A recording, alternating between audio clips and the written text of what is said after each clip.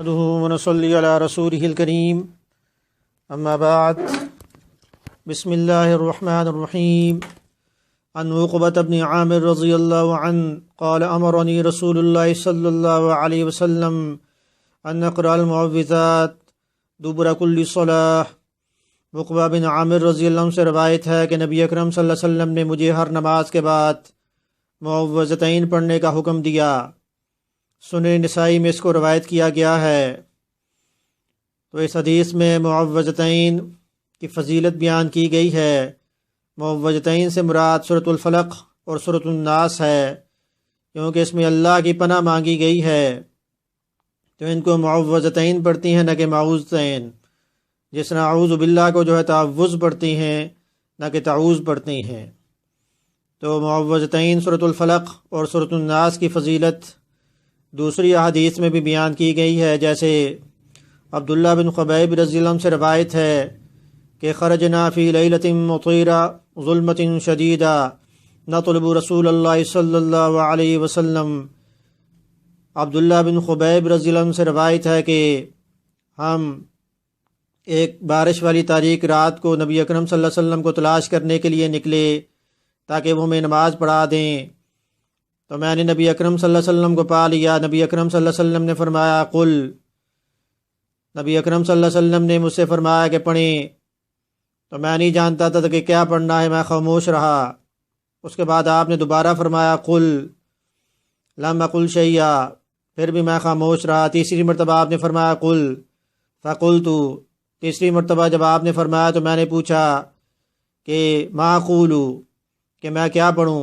تو نبی اکرم صلی اللہ علیہ وسلم نے فرمایا قل هو اللہ احد اور قل اعوذ برب الفلق اور قل اعوذ برب الناس، یعنی یہ تینوں صورتیں آپ صبح و شام تین مرتبہ پڑھا کریں، یہ آپ کو ہر برائی سے محفوظ رکھیں گی، یعنی ہر آفت اور آزمائش سے آپ کو بچائیں گی۔ جامع ترمذی میں اس کو روایت کیا گیا ہے۔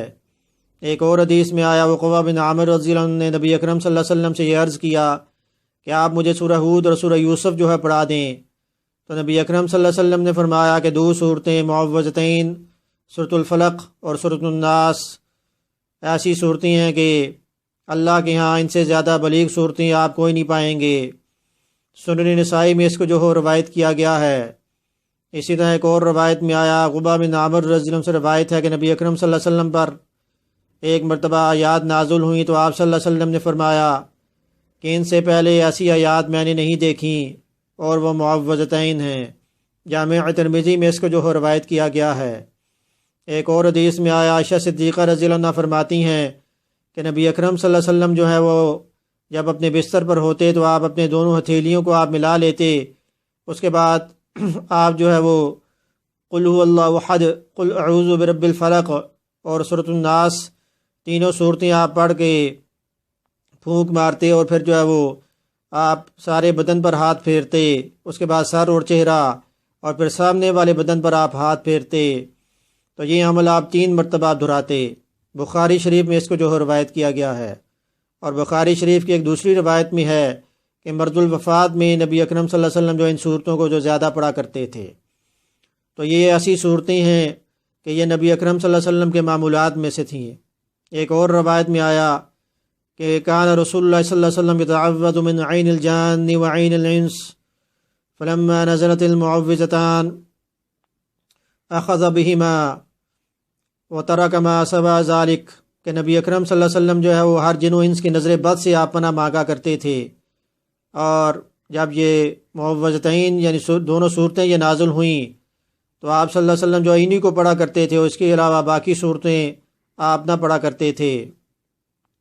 تو اس حدیث سے بھی یہ بات پتہ چل رہی ہے کہ نظر بد ہو یا یہ کہ دوسری حدیث سے یہ بات ثابت ہے کہ ہر آفت اور ہر شر سے محفوظ رہنے کے لیے ان صورتوں کا پڑھنا وہ بہت ہی مفید ہے۔ اب وہ شر کیا ہے وہ ان صورتوں میں بیان کر دیا گیا ہے، یعنی ہر اور چیز کی برائی سے جو اللہ نے پیدا کی اس سے پناہ مانگی جائے اللہ کی، رات کے اندھیرے کے شر سے اور جادو کرنے والوں کے شر سے، یعنی جادو کرنے والا وہ انسان کا دشمن ہی ہوتا ہے، وہ نہیں چاہتا کہ بھی انسان ترقی کرے۔